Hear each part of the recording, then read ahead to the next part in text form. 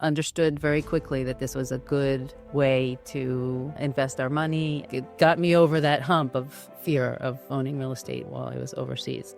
So it's really important to get to know the area, and the only way you can do it is by spending time there. There's no reason to be totally taken advantage of. You can already learn from somebody else or just, kind of follow in their footsteps and use their resources. Welcome to the Kaizen Blueprint, the podcast dedicated to helping you achieve a better life through continuous improvement. If you're ready to elevate your finances, grow your investments, and unlock your full potential, you're in the right place. Each episode brings expert insights on personal development, finance, and real estate, giving you the tools to build lasting success. Now, let's dive into today's episode.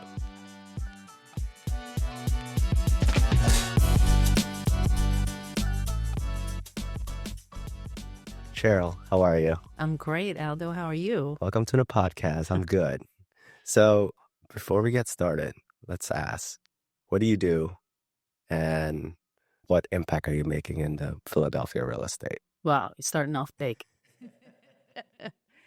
So since 2016, I've been a full-time real estate investor, and I moved to the Philadelphia area from overseas in 2016. In order to do that, I'd started out investing just as a part-time thing, bought a few properties in other states, and we just made the decision to take a jump.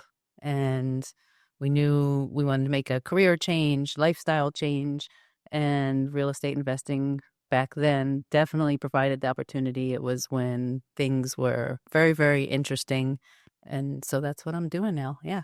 And what made you jump ship at the time? Was it a personal choice, or was it because you had no choice, or perhaps you were already doing stuff and you've seen success that you want to continue to pursue? So, well, take a step back. So back in 2008, 2009, with the Great financial crisis. Yeah. Yep. That was pretty great. So I knew nothing about real estate. And my husband kept saying to me, we need to diversify some of our investments into real estate. This is the time. And he would say that to me every day. He didn't do anything, but he just kept telling me I should. And I was like, I don't want to own real estate. And all I'm imagining is, people calling me in the middle of the night with blocked up toilets and things like that, and just things I don't understand. And it also, not being inside the United States, I couldn't imagine how can I buy property while I'm not in the country. So anyway, in 2009, we took a family trip to Colorado, and just really, it was a very, very emotional decision after being in Boulder, and I just said, oh, I'd really love to own a condo here. So that's what I did. I bought a condo in Colorado and understood very quickly that this was a good way to invest our money, and that it was very solid. Like at the time, that was a really, really solid investment, and had no problems with it at all. So that was like dipping my toes into the water.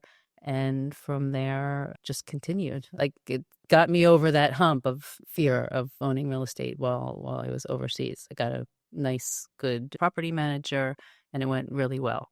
So some people are scared to invest out of state, let alone from the overseas. Tell us more about that first deal that you did with the condo. How did you reach out? How did you know? Why did you choose Colorado? Why did you use a condo? Obviously, condos usually have a HOA fees that people think it's a waste of money, but tell us more about that deal. So it's funny because what I did, probably if anybody today or in recent years would hear what I did, they would just say, well, that didn't make any sense. But it ended up making a lot of sense, not because I was so smart, but because I was extraordinarily cautious. And I knew I don't want to have any problems. I don't want to deal with any kind of legal issues, tenant issues, the maintenance issues. So I bought something relatively new, and we're working with a real estate agent just, through some connections that somebody I knew someone doing real estate in that area. So we felt like we could trust them. And I wanted something just really, really easy. So this was A-class property. The ROI did not make sense.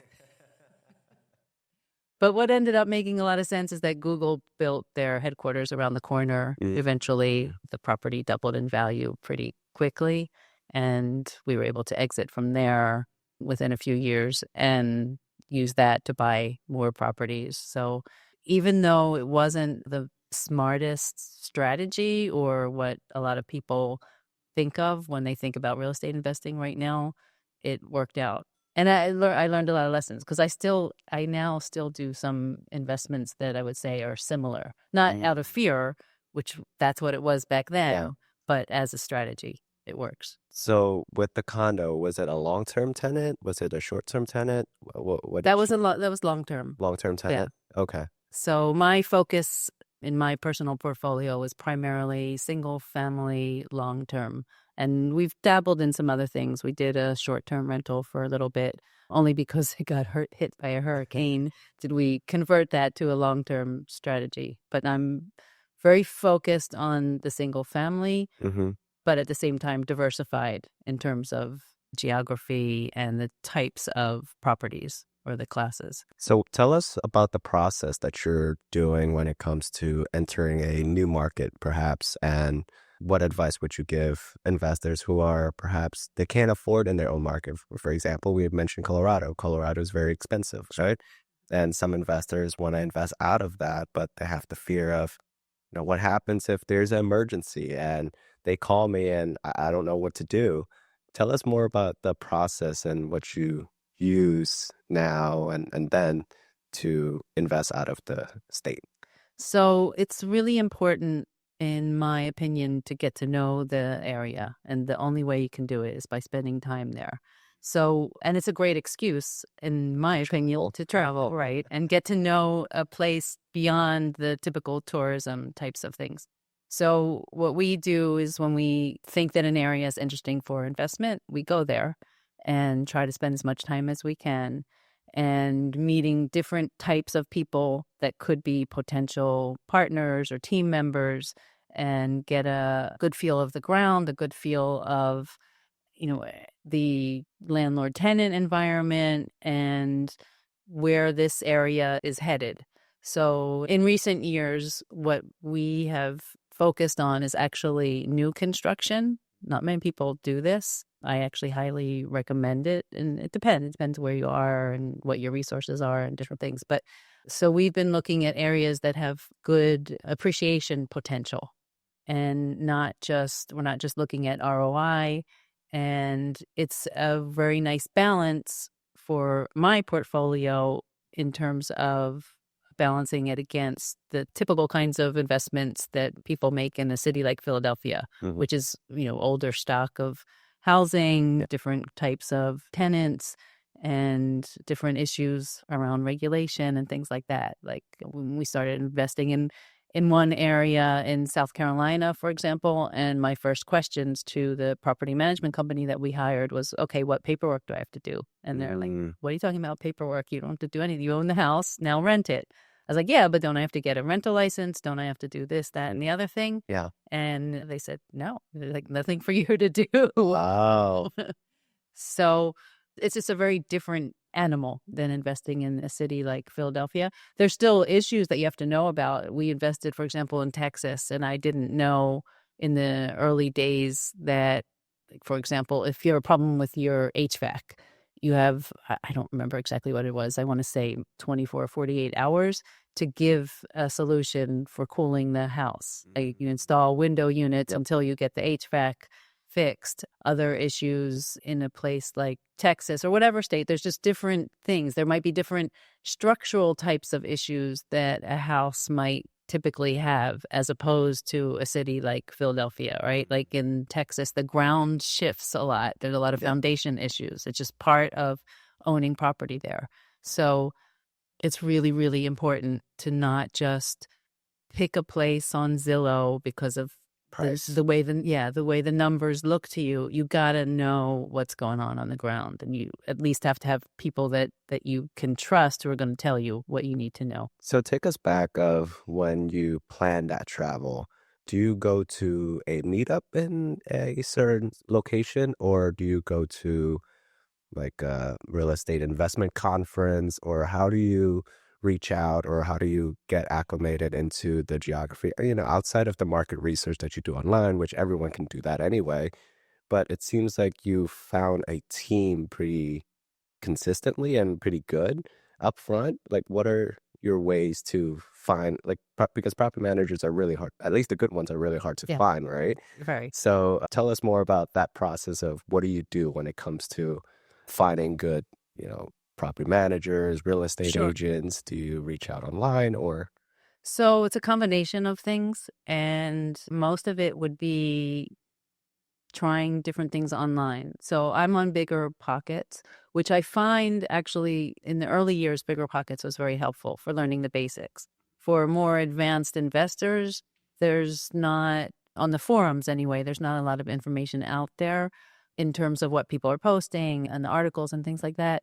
But what there is are the people who you might want to get to know in the areas. And, people are very friendly and open to talking and sharing information. So you can, if you're talking about finding a real estate agent, for example, and this is how they do business, right? So if you call some real estate agents and you start to learn after those first few conversations, the important points kind of come up to the surface and you start to understand how the lay of the land kind of thing. And you figure out how to navigate, like where do you need to go to find out information? Is it an area where there's a lot of new construction? Is it an area where you'll be able to pull a lot of really critical information from a real estate agent that this or that industry is really starting to develop in the area, or the schools are particularly good here or there, and things like that. And just keep talking to as many people as possible. And I also like to join local Facebook groups Mm, where you can find out incredible amounts of information. You can ask questions there. You could just read through things. You could, search if you're looking for something in particular, and you'll get the uncensored version of a lot of things that are going on in an area. You also have to take it all with a grain of salt, right? yeah, yeah. Because you could go into one of those groups and everybody's complaining and it might sound like the worst place in the world, but it's usually not. There's you have to combine a lot of different sources Yeah. to get that overall perspective. Do you know Reddit? Yeah, Yeah. I don't spend a lot of time on there at all, but I know it comes up in searches. Yeah, so what I like to do is when I'm on forums, usually it's Reddit. They have different what is called like subreddit, which is a community, and there's a ton. You could find weirdest stuff, and you could find like even localized stuff. Like for example, Philadelphia have their own subreddit, which is the subgroup, Sure. and you hear so many unfiltered things behind that. And as a real estate investors, because these are local people, right? These are not Facebook groups that specialize in real estate. These are just regular people posting stuff online and voicing their opinions in somewhat anonymous way. Right. And some of the stuff as a real estate investors, because, they mention about the 76th place, for example, in Philly, and people have their own opinions on that. And as a real estate investor, it's like, oof, okay, maybe I don't want to invest here anymore because everyone just showcase all the bad stuff.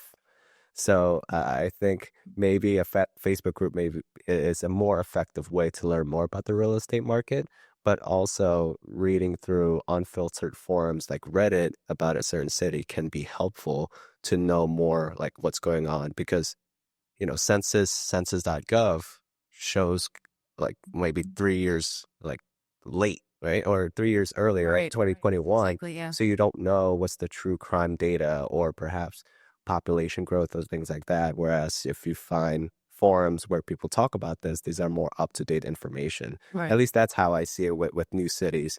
And obviously, people don't talk about the good stuff. They always talk about the bad stuff online, like reviews and things like that. Yeah. Yeah. People are much more motivated to complain than they are to say, like nobody wakes up and This is says, good. "Oh, I think I'll go online and say that it's a really nice day out." Right. Yeah, yeah. So Yeah. it's a good way to put it. You mentioned that you invest in new construction. Do you still do that now? And if so, do you buy like the home? Because you mentioned single family. Do you buy like home building, like those big home builders So homes?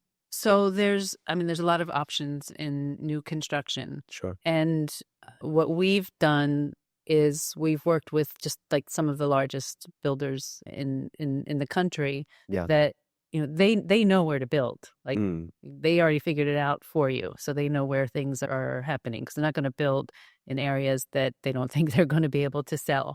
So it just, when we did our research in terms of what areas we wanted to invest in, and then we thought about looking at new construction. And it was kind of a spontaneous decision that we were driving. In this case, we were driving around Florida, looking at different areas and noticing how much new construction was going on. Yeah. And that there were some really, really good opportunities there. So remind me, what was the question again? Just how we choose the Yeah, when it comes stuff? to buying new construction, do you like buy it from home builders, like these, these big home builders, public home builders, or do you buy it from a local developer who's Right. doing Yeah. ground up construction? So we have not done it with any like small local developers. I'm not saying that that's good or bad, but with the large home builders, there's also really good financing. That even though the rates are relatively high now, they have a lot of wiggle room. There's a lot of negotiations that you can do. It's very, very different process than buying from a homeowner. And so they need to sell a certain amount, get it off their books within a certain amount of time, Sure. but they're not going to be able to go too low. And you also know that they're going to be concerned about maintaining the value of the property. As Yeah. like if they built a new neighborhood, Yeah. they're not going to go too far down and ruin the Like the value of the this. property. Yeah. So it's an interesting process, and you have the advantage of getting good financing. You have the advantage of not having a lot of maintenance costs, if any at all, at least within the first couple of years. They have warranty. And yeah, there's a warranty. Of course, you'll always hear the stories, right? And it's a good example of like when to look about for information online, Sure. because I don't think that there's any large home builder in the United States Mm. that you'll look online and hear lots and lots of wonderful things about them. Yeah. So you have to know how to take things with a grain of salt. Mhm. And yeah, there are bad things happen, but lots of good things happen too, and you hear about those less. So the new construction strategy has worked really well for us, and there's a lot of room for appreciation if you've picked the right locations. So when it comes to picking a right location or maybe a buying from a public home builders, do you buy when because there's communities, right? Of these home builders, like they don't just build one, they build multiple in a particular lot. Would you buy something that in the beginning stage when they first come out and then as soon as they build more, you see an appreciation? Is that part of your play too? It really depends. So they do, like, there's a lot of different types of new construction going on. So down in Florida, there's a lot of fill-in lots. In our case, anyway, that's what we looked at, rather than an entire new neighborhood being built. And it seems to me it's a unique situation in Florida. Maybe there are other states that are like that as well. Yeah. But this is Southwest Florida, and if you would drive around there, you'll notice that there's entire neighborhoods that may have been built 30, 40 years ago, or maybe a little bit less, and that in between a lot of those houses are empty lots. So a lot of the big builders went in and started filling in those lots. And then in other areas, they're in the South, I think all over, the big builders are building those neighborhoods with amenities. We own a house where there's a couple pools and pickleball. Wow. And yeah, and it's nice. Yeah. And then you compare rents, for example, to Philadelphia, and you see like what you get in Philly for a certain amount of money and what you can get down Florida. south. And yeah, and it's crazy. Okay. Yeah. Speaking of rent, how are the cash flow for these new construction homes? Is it all positive, negative? So it depends what what your strategy is. If you're using financing, sometimes we buy in cash and we do different things. And again, it's so important to understand for any particular investor, what are their resources, what's their strategy. We're older, so we have more cash maybe than a lot of younger investors. But let's say that the typical ROI, I think, would be around 5-6%. Yeah. Not much more than that, for sure. Yeah. What would you tell, let's say you just started, right? You just started investing, but you have the knowledge. Perhaps you don't have the resources and maybe not the network. What would you do like now if you were wanted to invest? So, like you mentioned, you asked if we go to meetups and things like that. And I do. I go to a lot of in person meetings in the Philadelphia area. That's definitely, if you can, if you're in the area, then you should definitely do that. And there's so many of them, and there's so many different groups that do meetups. Hmm. There's also a lot of virtual stuff. So, as soon as you go online and start looking for stuff, you're going to find it. And it might take you time. Like when I first came to Philadelphia, the groups that I found are not the same groups that I'm a part of or that I rely on today. Hmm. I kind of evolved for whatever reason. Sure. And then there are a lot of virtual groups that I'm a part of.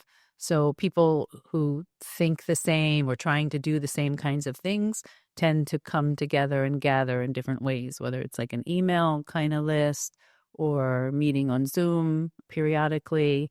There are groups like, probably heard of Jumpstart Yeah. Germantown, that does a lot to teach new investors how to invest, and they hold a lot of meetings. And then there are the dig groups Yeah.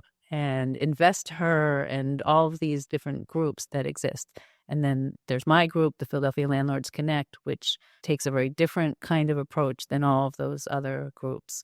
So I would say just start going to whatever you can. Spend, obviously, I'm sure everybody is thinking about investing, spending time online, and then the bigger pockets, which is not particular to an area. Like you can join different forums in there that are particular to different regions, but it doesn't go as in depth. It's a good starting point to kind of get the overall general information. Yeah. When I first started in real estate, I was 18 at the time. And Good for you. I went to my first real estate meetup, and I mentioned this story a couple times on the podcast where it was Nick Tang's event. And it was in Hotel Sofitel, which is at 17th and Samsung or 16th Samsung. And I remember I have to be there it starts at 6, but I was there at 5:30. And I was like, okay, my strategy is I'm gonna get there super early, gonna meet everyone. And as people come in, like I'll just say hi. That was my strategy. So that like That's I don't have to come in, people come slightly late and then you start seeing a lot of people and you start having conversations that way. Mine was the opposite of I'm just like a greeter in a way. But I remember I got there at 5:30 and I was so scared. I was so intimidated and I was washing my face like 10,000 different times, just like, okay, I got this, like motivational speeches in the bathroom. right. And then when I got in, I was so scared because it was a room full of 30, 40, 50, like people who are much, much older than I am and more experienced and sitting down there. And I'm just like a sponge, just like, okay, what is a DSCR? Okay, ARV, what's that? What is wholesale? And I remember after that first meetup, and the reason why I came to that meetup, that real estate meetup, because I had a cleaning business at the time and I wanted to clean more houses. And obviously, to do that, you got to have people who owns houses. So that's the reason why I joined. And as soon as I got in, I was just asking questions. I was like, I'm still in school. That's I amazing. don't know anything about real estate. And eventually, from that point, it grew on from I met my first, private capital lender. And then I met my mentor, who I worked with 6 months for free after that initial meetup. And ever since then, it's just total growth. And I recommend it for a lot of younger crowd that it's okay to step out of your comfort zone and start reaching out to people. And some of the more experienced folks, they want to know more about like these ambitious younger people that also continue to strive. It actually fulfills us. So I recommend for anybody who's like new to investing, just network. And Right. sometimes, it might not work out. It's like dating, right? Sometimes you don't vibe with the other person, and that's okay. And the ones that you vibe with, you do business together. You could partner up. They could be your, private lender, or they could be your contractor, things like that. And that's the joy of networking. And I think real estate is a networking industry. Yeah. No, that's a really important point, that building those personal relationships Yeah. is the key. And in all kinds of ways. Just the other day, actually, my youngest daughter lives in Texas, and they're still very young and they just got married, and they're thinking about the Carolinas to move to settle down. And so she named some area and that they're going to actually drive out to this week That's in good. order to check it out. Yeah. And I was like, oh, I know a guy from Philly who just moved down to that particular area. He's agent and he's an investor. You should reach out to him because he'll know the lay of the land and Yeah. tell you like that fantasy that you have of this town you want to go to, is that connected to reality? And he's already hooked them up with some people that they're going to meet when they go there. So you never know like where those relationships are going to take you. And it's also fun. It's really fun to get to know the story behind different people and to just and inspirational to see what people have done. Yeah. And it goes back to your question, how to invest remotely and just how to get things done. It's an industry where you really do have to get to know people Yeah. and to know that you can trust them. And it's one of the important parts of my journey that I did not know in the beginning was how critical that was, and how, I hadn't lived in the United States for 25 years. And I left here when I was fairly young. I'd never done business. I'd worked and gone to school here, but I didn't know what it was like to work with contractors or anything like that. And I just had this image of, in the United States, everybody's honest and doing a good job. and and everything will be easy. So you hire somebody and you don't even have to look at what they're doing. Of course, you've paid them to do a job. They're going to do it. And lo and behold, that's not how it works, especially in real estate.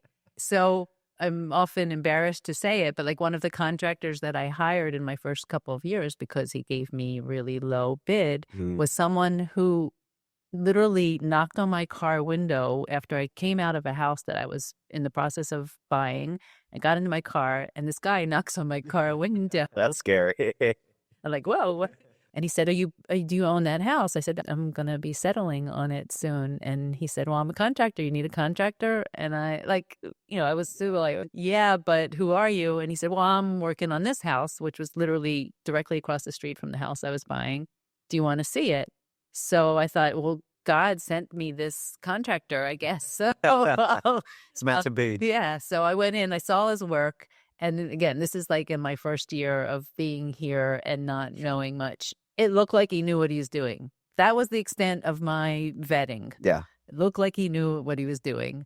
So I hired him because he gave me a much better estimate than the contractor I had been working with, Sure. who told me I had very good experience with another contractor. And I showed him that I got this much better bid. And he said, Sheryl, you're going to regret it. And he was right.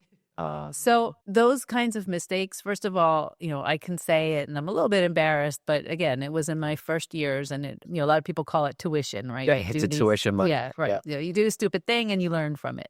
And I definitely learned from it. And it took me to the place where I am today in running the Philadelphia Landlords Connect group, for example, and building out the service that I've been working on that I call ProLink in order to provide people like me 8 years ago with vetted solutions and reliable contractors and things like that. Because I call it tuition, but there's no reason to be totally taken advantage of or to be put in, even forget about losing money. You can be in a situation where you're liable for something, things aren't done right, or just cost you down the line after time. I mean, there were some things that were done in the house that this particular contractor worked on that I wouldn't have known until, for example, when we ended up having to pull up flooring and things and seeing that there was some stuff that really shouldn't have been done the way it was done.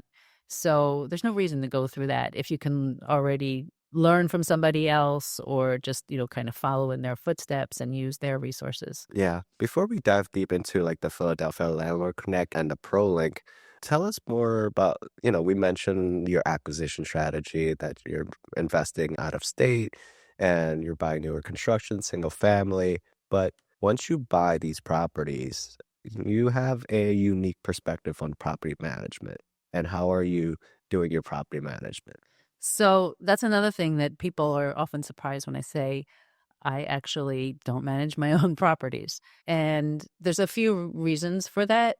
One of the things that I always say is that I see myself as an investor and not a professional landlord. And both have their advantages and disadvantages, and there's not There's definitely not one right way or better way to do things.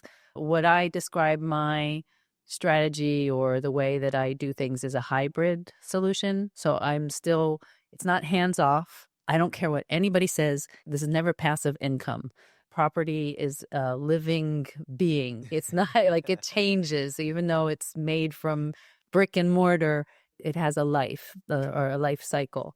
So you have to be involved with it. And nobody's ever going to care about your assets as much as you do. Yourself. It's just a fact. I don't care what someone else says. You're going to care about it more than anybody else.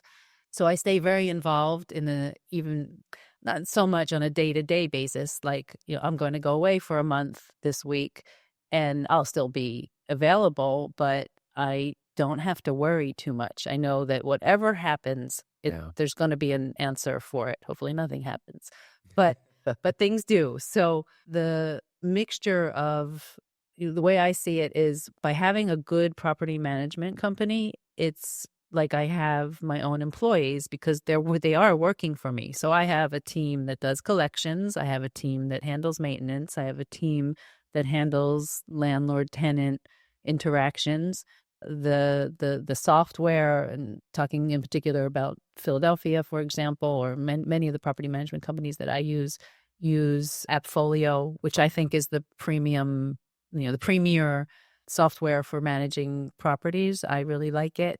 And I have full visibility into everything that's going on. So I choose how much I want to be involved. I know most of my tenants, not intimately, like a self-managing landlord might, but when I do feel like I need to be involved, I can be involved. I want them to know who I am and that I'm a good landlord and I care. I have one tenant right now who they know me because like I stop by there to pick up a key or something. And so they have my number and they understand also that I'm not the person to turn to for each and everything. But in this case, they asked me if they could, they were a little bit concerned with security. So they asked me something about adding a security door, and I was able to talk with them about it. And because it doesn't make so much sense to do that. And I explained to them what kind of security system they could get that won't cost them much and works really well. And they really appreciate that, like that I'm taking concern because I understand that's a legitimate thing that they have security concerns. So it's a nice balance because I don't have to be available 24/7 and I don't have to deal with the day-to-day and all of the compliance issues in Philadelphia, for example, that I just want to be 100% sure it's all taken care of. And I know my property management, that they know it like the back of their hand and they have a great attorney and all of that. So that's always buttoned up. And you see a lot of Philadelphia landlords falling between the cracks of all of the compliance issues. So you mentioned that you have a team of the compliance and the tenant relationship. Are these like external company that you hire, or are these people that you hire yourself to work for your company? So in my case, I hire existing property management companies. Okay. So everywhere where I own, I have property managers. That's another whole topic of that you really have to vet who you work with. And I've made some mistakes. I've worked already with a few in Philadelphia until I found one that I'm happy with. I currently have a situation in another state where it was just for one property, and I just took the word of my real estate agent, who I trust. He was just telling me, well, this is who a lot of my clients work with. And I figured, okay, whatever. And it's a new construction house. How many issues could come up? Yeah. Well, when it's a bad property management company or the kind that, there's the kind of property management that's just trying to kind of drain every dollar that they can out of their owners, then it doesn't work. So I'm in the process of making a change now. Yeah. Yeah, I mean, we see property managers as like the total enemies of like the real estate, right? Where, you know, you're trying to maximize, because that's where the money is, the percentage of the income, and you're trying to maximize that. At the same time, you're not trying to charge on the contract, like the maintenance stuff, but then people can still upcharge on whatever the contractor is charging them. So it's really hard to tell, Right. whether they're in it to make them money or in it to make us money and build that relationship. So it's very difficult, Yes. that balancing act of, choosing a property managers. That's why it's really difficult for at least most investors to find which one are the best ones. Right. So, Right. And you can see it's also very hard to compare them. They all have different types of ways of structuring their agreements and the different kinds of fees that they charge. And some can be, I don't think it's hidden in order to take advantage of anybody, but it just appears it like if one is taking a certain percentage on the rent, but then they're charging other fees, and it can be very confusing. So you have to really dive deep into that, not just base your decision on a recommendation. Like, when I did that in Florida and I really didn't look too deeply into things, and it's a very difficult situation for me. In Philadelphia, it's also a different set of expectations that you have to have. And that goes back like when I first started, and I think that this is the case for a lot of newer investors, that you think that, what's so complicated? You collect rent. That's what it looked like to me. You just collect no, you take care every of a month. living being. You take Yes. care of a living being. Yeah. And it's amazing how deep some people have to get into the lives of their tenants and all of the different complications. There's so many aspects of life that come into owning property. It's complex. Is there a specific unit count that you recommend for newer investors that they start looking for property manager? Is there maybe once I have 2 units or 3 units, or maybe if I'm house hacking, do I really need a property manager? So it really depends on your personality and your strengths and weaknesses and how you want to do this. When I speak to some people and I can hear in the types of questions they're asking or the concerns that they have, that you should not try managing on your own. Either start out right away with a property manager and learn from them. Watch how they're doing things, and then you'll know, and you might want to move into self-management, or hire a coach who can guide you through it and learn. And once you learn on that first property, you'll be fine. Hmm. I don't see it as like at what number of units, because there's a lot of different ways you could structure it. You could say, well, if you have 20 units, 30 units, you might as well hire somebody like an assistant or something like that Sure. to help you manage your properties. It really depends. And because I talk to so many landlords with all different kinds of strategies, perspectives, philosophies. And recently there was a landlord who she moved out of the area. She retired and moved down south. Sure. And all of her life, she and her husband have managed their own properties. I think her husband was, a very capable handyman, and they didn't even really need to hire out maintenance. Sure. And all of a sudden they're faced with, well, they want to live their life. They don't want to be stuck in, well, I shouldn't say stuck, but that people want to retire and move to warmer weather for whatever reason. They want to go golf. Yeah. And so they had to make that big jump of hiring property management. So there's all kinds of reasons that people might need to. Yeah. And again, like, it's really important to understand. It's not that I think one way is better than the other. I spent many years thinking that I was not as good as others, who were the kinds of people who would go for every problem there was with the property and either figure it out themselves or fix it themselves, or just, have a really deep understanding of things. And I'm just not that person. Yeah. And I had to learn to accept that I'm good at other things that other people might not be as good at, or whatever. Or I want to spend my time in different ways. Like, I don't really want to go look at other people's toilets. Touche. Me too. Yeah, I mean, real estate is such a big, vague word, right? We have so many different things that we could jump into real estate, from appraisals, from agents, and things like that. It's just what fits your personality. It's really, really Right. important. For example, for myself, like I've done construction before, and I hated it. I hated calling contractors. I hate dealing with them. But I really enjoy numbers. I really like, number crunching and figure out, okay, what are returns, and talking to other investors, seeing they want to invest. Like, those are my skill sets. And I think from your perspective too, it's like, from a property management perspective, are you good with your hands? I'm not. I like to call myself like a white collar investor. Like, I can't change a light bulb for my life. Right. So, figure out what your strength and weaknesses and work that way. And I don't think everyone can be a property manager. Not everyone can be an agent. And just to figure out what your strength is and work off those strengths, and maybe partner up with someone or find maybe an assistant who was really, really good at that particular thing, and then just hire out and work on your strength and monetize it that way. Right. I think that's Yeah. important. And it goes back to the networking and building relationships. So right now, there are like a couple companies or individual handymen that I just know I can count on. It might not be absolutely perfect, but that I can really count on to come up with solutions, to be there when I need them and things like that.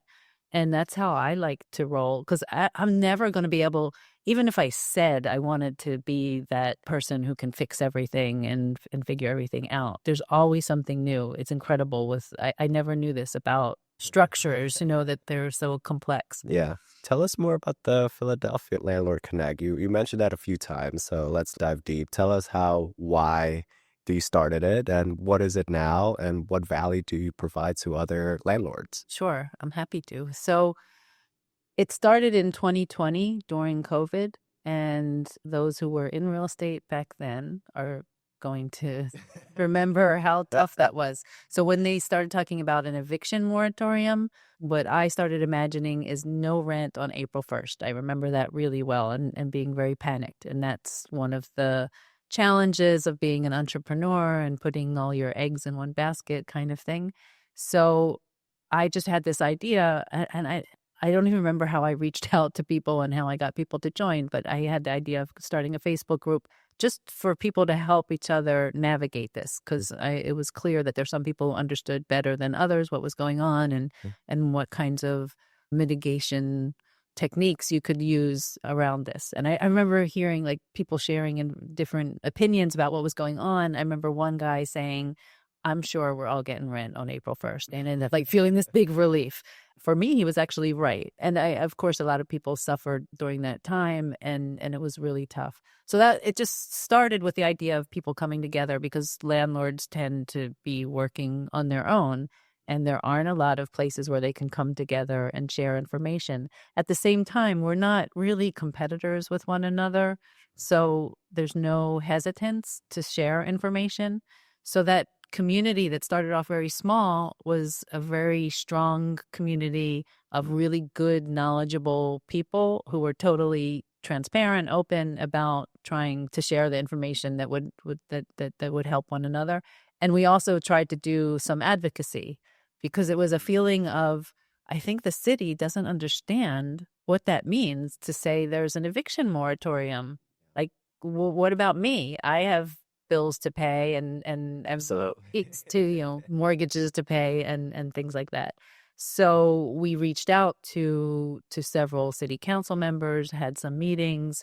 It was very revealing to to try to understand what was going on.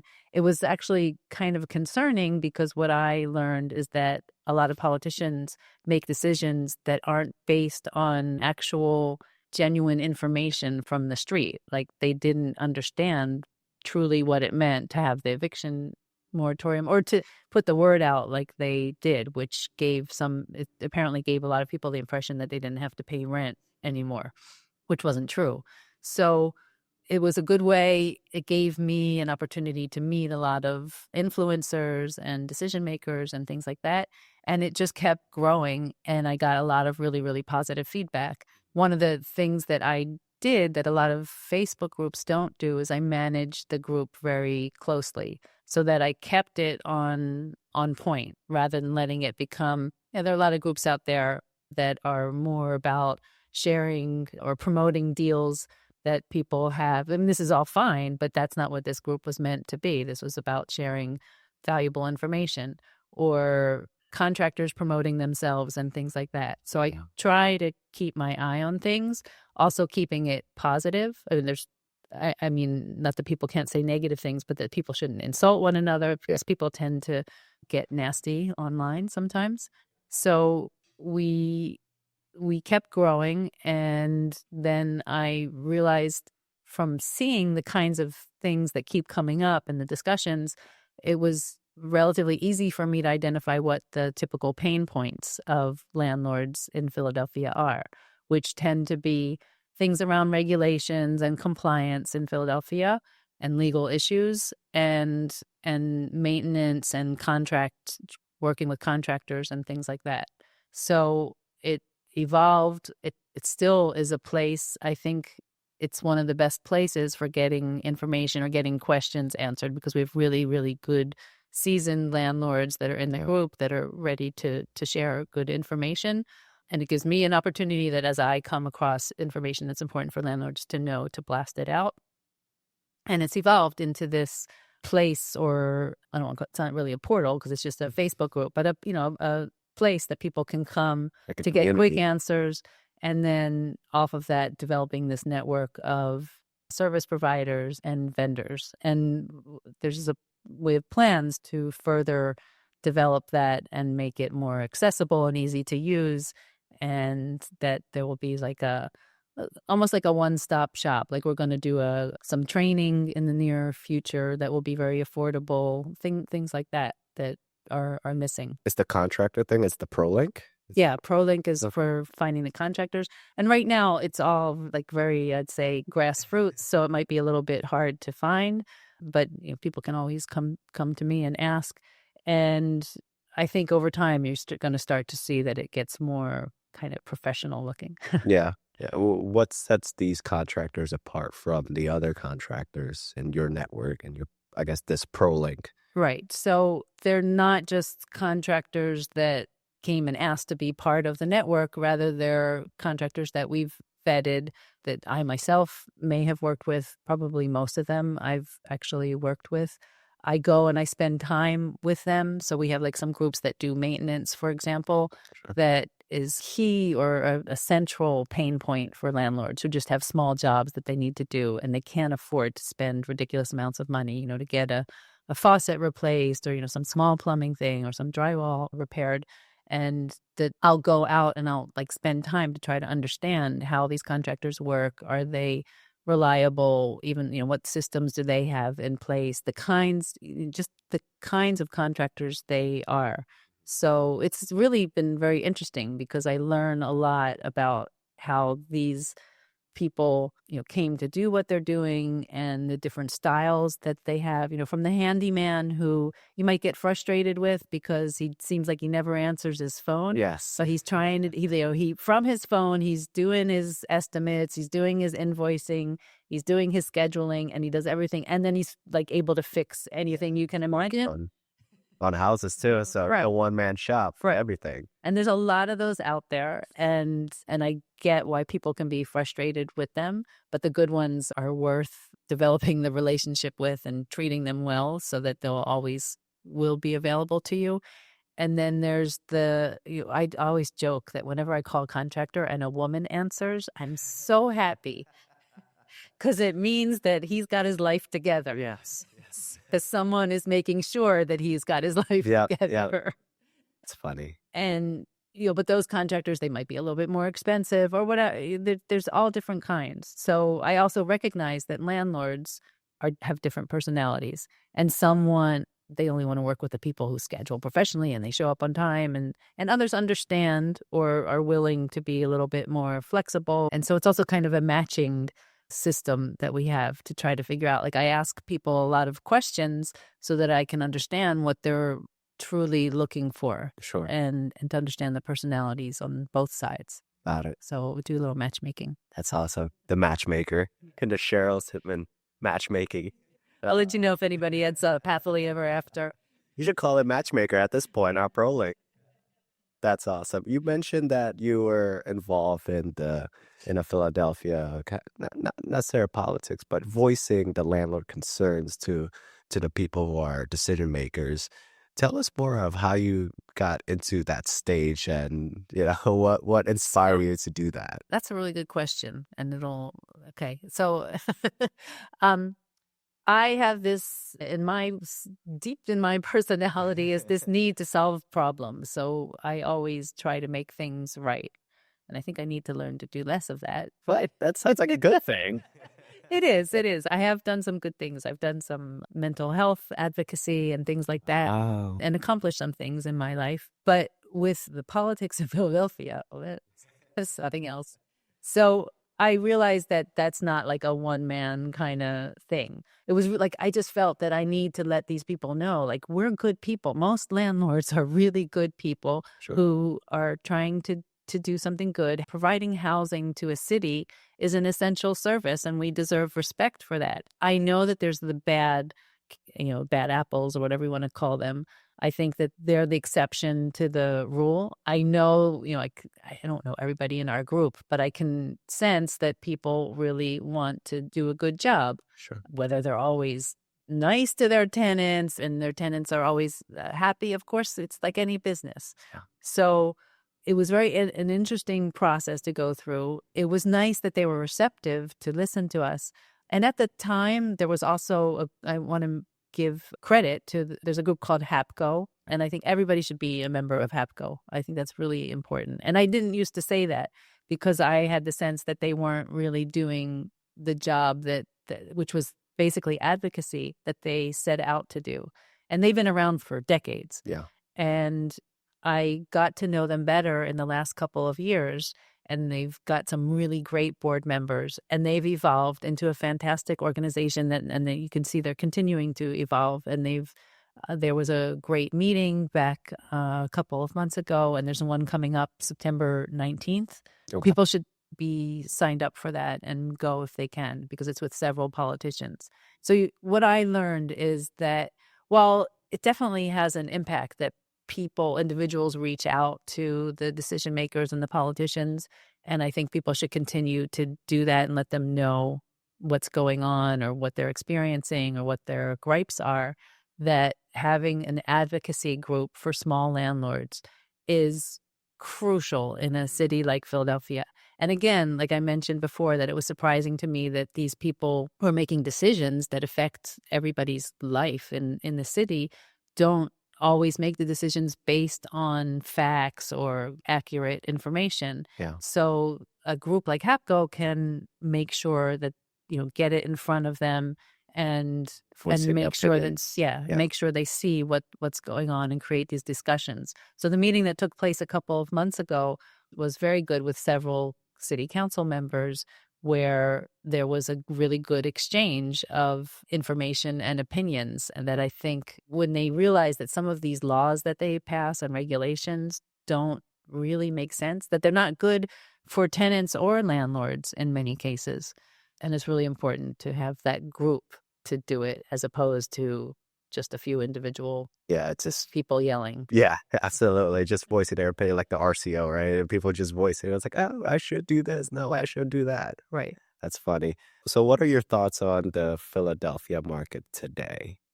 What are you today and maybe, in the future down the line? Because you invest in Philadelphia as well. Right. So obviously you're involved in the economics and the politics that's involved in Philadelphia. So give us your thoughts on that. So there's a lot of concerns now. I think everybody who owns property now has a realm of concerns. The vacancy rate seems to be going up because so much new inventory has come onto the market. And this is not just Philadelphia. This is going on in, I think, most major cities, and the whole craze of developing multifamily that has happened over the years. And so a lot of inventory is coming onto the market that, like, if you would drive through Philly, you would think, wow, this is a city that's being totally redone and there's a boom going on here. And that's not really what it's about. So I think I read that in the first 6 months of the year, like 2,500 new apartments came on the market. Now that's very different from single family. So like, for me personally, I'm not overly concerned about that particular issue because it's a different client or tenant that looks for an apartment as opposed to single family. But people who own like duplexes, triplexes, quads, I think that they're going through some difficult struggles in competing with a lot of those big multifamilies that have amenities like pools and gyms and things like that. And the new mayor, I still call her a new mayor, even though she's I guess she's not anymore, but there's a lot of hope in the things that she's been doing, of like cleaning up some areas, literally going block by block and cleaning the city and making some changes. So there's a lot of optimism about that. And she seems, she wants to change. She's doing the stuff city that she said she's going to do. Yes. And so that's a big change from the previous administration. In terms of housing and where it's going and pricing, it's hard to say. Like, rents have gone up, property values have appreciated, but have now pretty much stopped.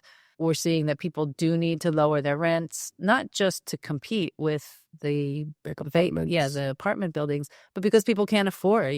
There's a limit to what people can Yeah. afford. Yeah. And this is also something that I think a lot of newer landlords don't always get, that of course they have to be profitable, but that they can be a mistake to always use a strategy of trying to maximize your rent. Yeah. Like, I personally want a bigger pool of applicants that I can choose from in order to get the right tenant. And a lot of people don't understand how important it is to get good tenants. It's not just get a body in there, but it's get good tenants. And one of the things that the multifamilies are doing now is they are just trying to get bodies into Yes. their Yep. units. And that has to do with the financing and things like that. But I've seen people talking about having, like the small multifamilies having a real tough time with evictions now and things. So we're in a moment right now. Yeah. Yeah, so we have a lot of units that's coming online. I think from CoStar, it was like 11,000 units in 2023 and maybe another 11 in 2024. And you start seeing all these, high rises, all these big, nice apartment buildings. And as a tenant, it's awesome. Like you have options, whether you want to live in the skirts of a neighborhood that there's a bunch of restaurants nearby and, like a duplex or a triplex, or you could get in the same amount of pricing for like a building for like a one bed with amenities like swimming pool and gym and things like that. And at the same time, Philadelphia is such a city that, the mortgage can be the same as the rent that you're paying. So, for a single family, 20% down at 200, 300,000 is the same amount of monthly payments as if like you're buying or you're renting out like a one bed Right. in a big apartment building. So people have so much options as people who want to live or as tenants. But at the same time, for landlords, it's tough because now, as you mentioned, these big apartment buildings are offering, 2 months free, Right. waive like application fees and things like that to incentivize tenants to be here at just rent out so that we could pay the banks the money back. And it's Right. a tough issue because, it started off with the tax abatement, right? The 2021, they ended the tax abatement for new builds. So then all of like the developers back then, they're trying to push for that building permits. And now, 2 or 3 years after, when everything is all said and done, everybody's built the same thing. Now you're competing with the same pool of tenants. So it's hard. You're like, what do we do? Do we just raise the rent so that it looks better on the paper, or at the same time, or do we just want to get bodies in? And Right. that's the struggle from like a developer and maybe like the landlord standpoint. But it's such a good thing to be a tenant here. Yeah, well, and that's the thing. Like, it's a dynamic industry, like a super dynamic. Sure. The changes, I don't know if it, because I've only been doing this since 2009 and really, intensely only since 2016. So I don't know how it was before then, but now it just seems like it's on speed, that those changes take very little time to impact the market. So that's why it's so important to be in it for the long game Yeah. and not to panic. Yeah. Some people, maybe they need to panic because they have, a balloon Payment. payment due and things like that. I get it. But you need to know your numbers. Like you said, you're a numbers guy. And that's, I think, much more important because you always be able to find someone to fix your toilet. Absolutely. Pro-link or matchmaking. Cheryl matchmaking.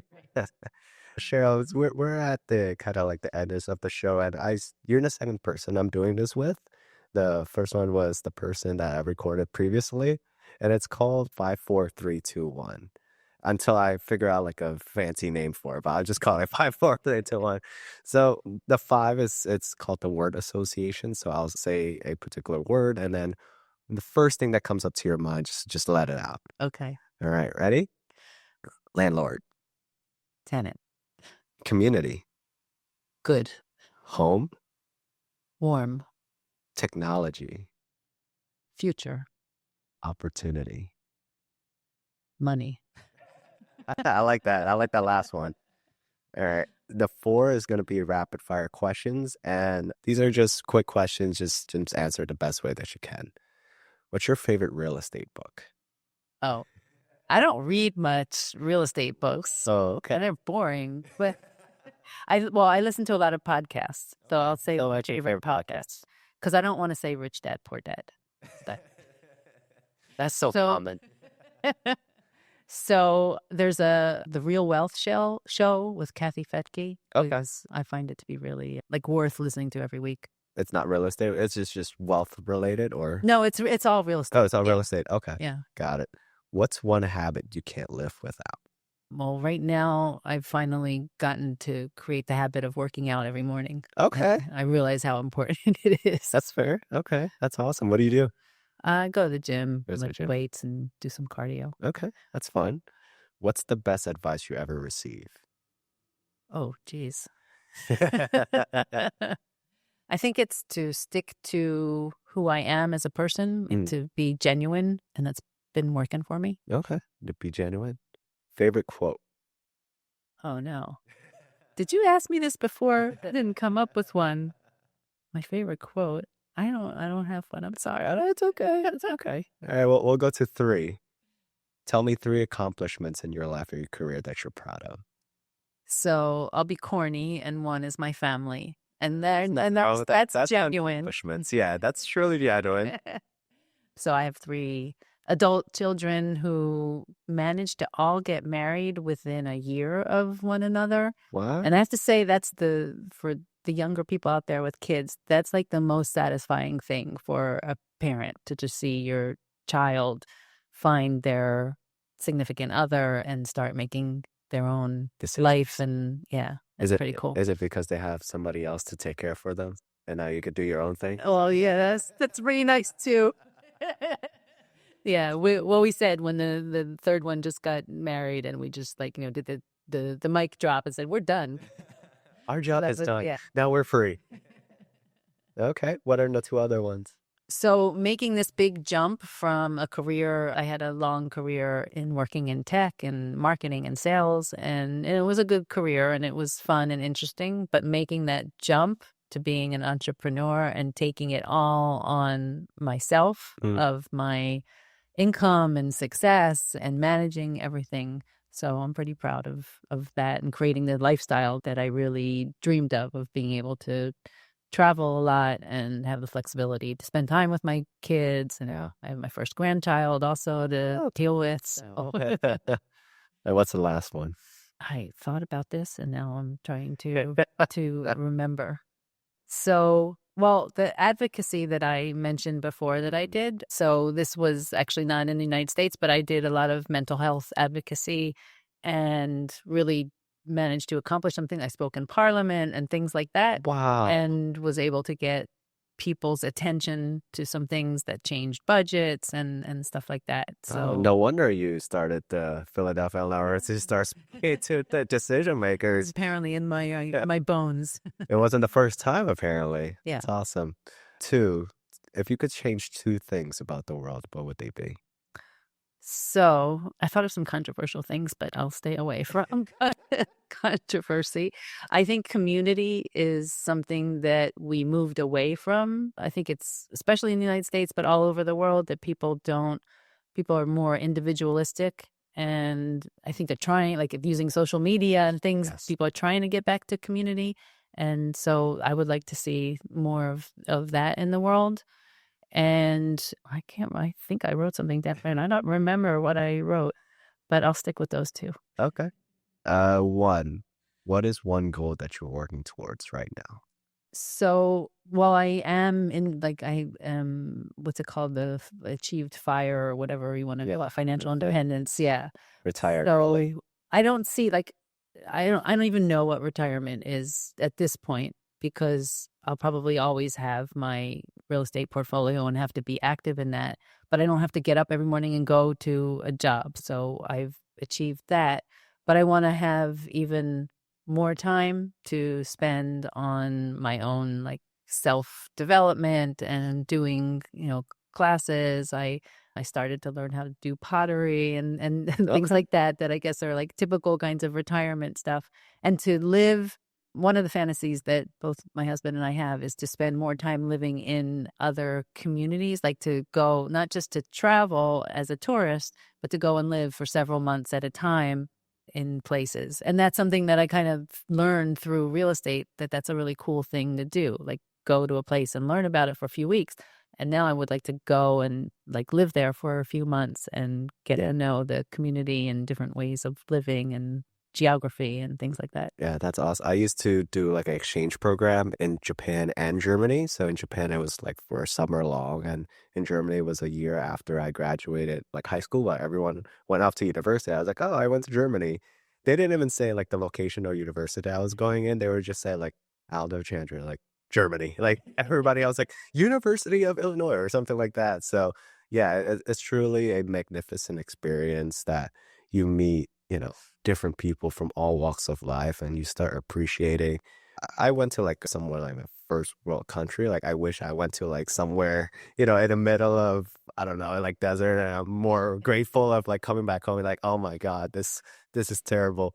But yeah, so highly recommend for people who are out there, especially, at any walks of life, just be out there. And sometimes you don't it's a joy to not speak the language, because you're like so stressed out of doing sign language, and there's always miscommunication. But I find joy in that because, you don't need to speak the same language to, Right. communicate with each other. So that is really, really important experience. Yeah. And then I used to have a fantasy. I really like Costa Rica. Costa Rica. And so I had this idea, like, that's where we should retire. But I don't speak Spanish. And it's like, that's a really big jump. And then I kept seeing like people talking about how a lot of people do it. And then after a couple of years, they move back because it's never exactly like they weren't. So we settled on the idea, like, we love where we live. I live in Bucks County, close to the Delaware River. And it's just a great place that's my home. Yeah. But I want to explore and always be able to come back home. And be But more grateful. I'm like, oh, thank God. That was so hot in Costa Rica.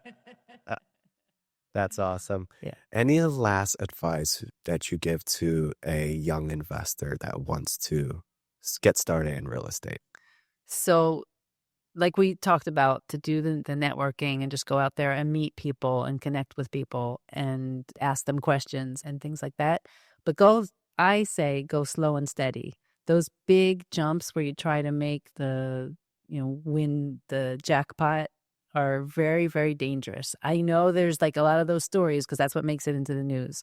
But I say go slow and steady and find good people to learn from. And there's nothing wrong with paying, like, I don't believe in the guru thing, but finding a good coach who's just down to earth and going to show you what he did to succeed.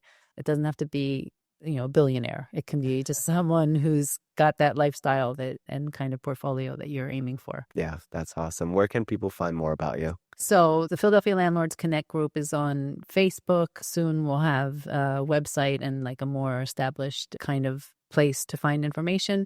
But the Facebook group is a great place, and you can look for it. Just search Philadelphia Landlords Connect. My company is actually called Around the Block Projects, LLC.